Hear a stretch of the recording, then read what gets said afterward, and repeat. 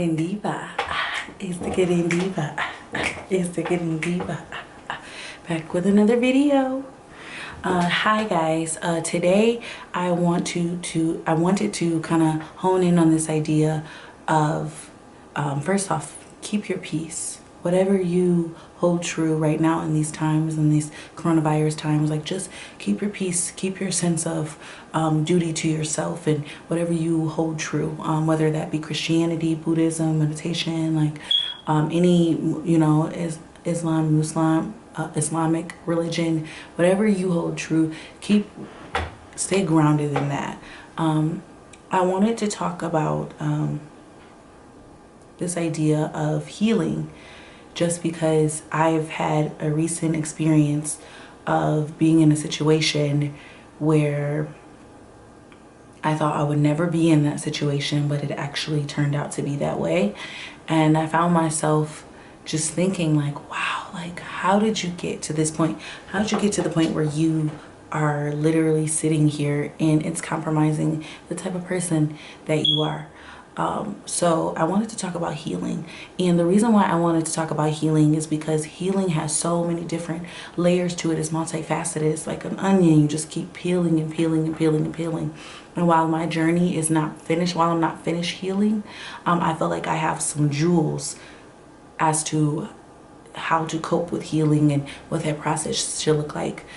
When I went to church last week, not this coming week, but last week, my pastor was talking about healing from hurt. Even if you don't believe in this institution of Christianity and church or whatever, just take heed to what I'm saying. My pastor, Pastor David Washington, but he talked about this idea of healing from hurt. And in order to heal from hurt, you have to let go of the past, and you have to literally not be so blinded by what has happened in the past that what's in front of you is so great, and you take advantage of those things that are in front of you. And it's like not everyone has those things, not everyone has those resources and people that that you can go to, and or that reciprocated relationship or reciprocal relationship where they can come to you. So I wanted to kind of piggyback off of that idea of what he was talking about, because when I have been in situations where I have literally had to force myself out of them, that first moments after I would break up or whatever the case, or have to move on from that toxic trait or that toxic point in my life, it was so hard. And it was so hard because it's like sometimes we get so used to convention and the way things are, and we get so comfortable that you don't really realize, okay, just because this is comfortable doesn't mean that this is something that I should be doing, or this is someone that I should be with. And some hard questions I had to ask for me is, what are your goals? And what does this person or this situation do to contribute to those goals? How do they contribute? Do you feel as though that your goals are being met? Do you feel like you are changing for the better or for the good when you're with that person or you're in that particular situation?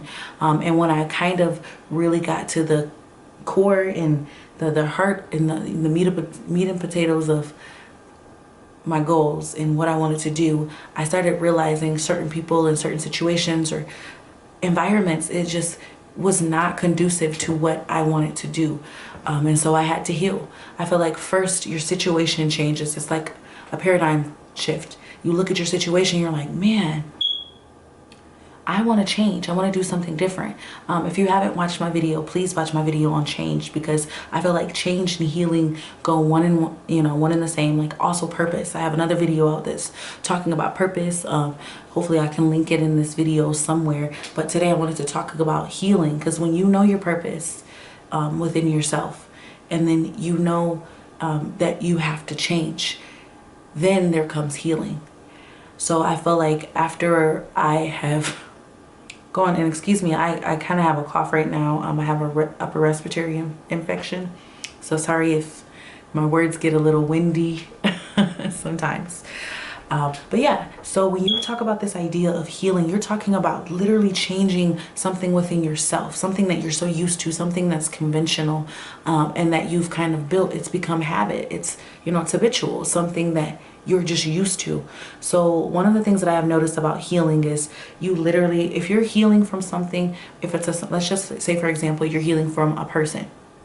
I have been through several heartbreaks, and most of the times when I've been through those heartbreaks is because I saw something in that person. I saw a red flag that I should have been like, okay, this goes directly against what I am, or the person that I am fundamentally, so I need to move on. And instead of doing that, I would stay in the situation, and then it would just be more situations and more, you know, things that would hurt me. But what I'm saying is when you get to the point where you're like, let's cut it off, you need to cut it off. And that's another thing that my pastor was talking about, was letting it go. And prior to that sermon, even then, that's how I felt, and that's how I've handled healing. I was blessed enough to have a great support system when I was going through certain situations. Now I'm strong enough that I'm able to be like, okay, I should be able to do this on my own. I shouldn't necessarily always need someone that's there that's like, you can do it. No, don't go over there. No, don't answer that call. No, don't answer that text. No, what I do is, and for me, I literally, and what's the other word for it? Metaphorically, I block that person out of my life. And I do it at my own pace. Like, if I'm getting over a relationship or a person and I know that I have things that belong to that person, or I know I have memories of that person, obviously the memories are a little harder to get rid of because it's in your mind. But if you cleanse your mind with things that are positive energy, like for me, like I've been getting recently into, you know, crystals or whatever, and you know, I research it so that I know it doesn't fully go against what I believe, but I will get into crystals, and then I would journal. One thing that I really love about writing is that so many times we get so riled up and so overwhelmed because we have so many thoughts in our head, and we feel like there's just no room to fully tend to all of those thoughts at the same time, and make sure that as these thoughts are coming, we're fully digesting it. I feel like when you actually write down what you're feeling and everything that you're feeling, it doesn't matter what your grammar is, how it looks, and even where it is, like a blank piece of paper, just start writing all your thoughts down. I noticed when I was going through my hardest of times and when I was healing the most, and I'm still healing. Let me not, you know, say, I feel like sometimes when you give advice, or not even giving advice, when you tell people what has worked for you, some people tend to be like, well, your life not perfect, or what you done, blah, blah, blah. But no, like if you find something that works, there's nothing wrong with telling people, but that doesn't say that you're perfect. Okay, so let's get that out of the way. But with that being said, writing down exactly what your feelings are, and for me, I even like to go so far as to put the date, put the time, so then like I can literally see it, literally use it as a data monitoring tool. When I come back 2 weeks or 2 years, or you know what I mean, like time from now, I can see, wow, at this point in this time, this is how I felt, but now I'm in such a different point in my life. I'm just gonna be all the way real with you guys. I will get in situations where I would know that this person is, you know, either not at my level, or I wasn't at that person's level, or whatever it was. The situation just wasn't right, or I knew I wasn't ready. I wasn't in a position to give to someone else. I needed to give to myself. I would get in these situations, and when I would get into these situations, I would literally find myself like saying, why are you in this situation? Why are you here? But I would still be there. So when I got to the point that I was able to heal, and I was able to adjust what I was doing, so much so that I noticed that it needed to end, it was different, and I felt good. I was able to be like, okay, I understand. You know, like if that person, if I was cutting someone off and they texted me or they called me or whatever, hey, I understand what you're feeling. I understand that you feel as though that you want to continue this relationship, that you want to continue whatever correspondence that we have. But however, this is how I feel, and I don't feel comfortable doing that, and this is my journey. And I don't feel like I should have to explain anything else. When you get so comfortable within yourself that you say something, and that what you say is enough, it's the explanation, it's the statement, it's the explanation, it's the reasoning all in one, you're good. You're in a spot where that's the beginning of healing. So number one, like, believe in yourself and know that you can heal. And two, be so strong. Set yourself in such an environment that you're setting yourself up for success. You know, by writing, by doing crystals, by meditating, by exercising, by finding these you know, these positive outlets. You're giving yourself time to put your energy into said, you know, outlets, and it allows you to be healthy. Use that energy that you have, that it's, you know, kind of confused energy, mad energy, sad energy, emotionally broken energy, and put it into something that is whole and that you can make whole. And it's something about making something whole and fixing something within yourself that empowers you. And then I would say surround yourself with great people. Surround yourself with people that are like-minded or have surpassed you, so to speak, because then if you have someone that is on your level, or that, you know, are positive and they know where you're at, and you can use them as an accountability partner, then they're going to be like, Pauline, you said that you were healing and that this is what you were doing at such and such time. You said that keep you on track and do this and that, and don't let you blah blah blah. Then you're like, I'm not saying it's easy, but it's like, you're right. You know what I mean? And then it forces you to be like, I did say I was done with this person. I did say I was done with this situation. And there's a reason why. And even if you backslide, because I think everyone gets to the point where they can backslide. I think at that point you need to be real with yourself.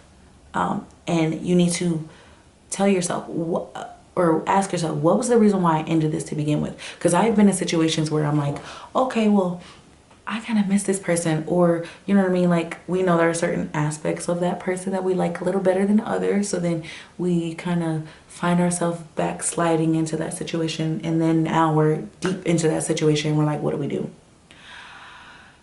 I feel as though when you set yourself up at that point, when you're healing, you have to cut it off completely. And make yourself clear. This is how I feel. This is what I'm doing. I'm moving on. And that way you can't even, you know, that person is very clear. And then allow yourself to move on. What I do is, I don't know what other people do, but I block on everything, on every single mode of social media, on everything. I'll block that person, or I'll take a break from whatever it is, because then now I'm pulling from myself. I'm pulling ideas from myself, from my church, from those positive people, from those positive outlets. I'm pulling all of these positive sources and I'm internalizing that inside of myself, and so I can get to the point where I'm strong. And for Christians, I feel as though I'm getting back to that point where I'm relying on God more. I would say building the confidence within yourself to be like, God, okay, I cannot do everything on my own. Please, please, please, please search within me. Search whatever is evil and is toxic and not for me. And please throw it out. Please help me. Give me the strength. Give me the people. Give me the resources to truly and honestly move forward positively and in such a way that I won't backslide and get myself into the same situation. Because when you think about it, if you heal, and then you come out of that situation where you're stronger or whatever, and then you go right back to it, it's like, did it really work? Did you really retain what you learned?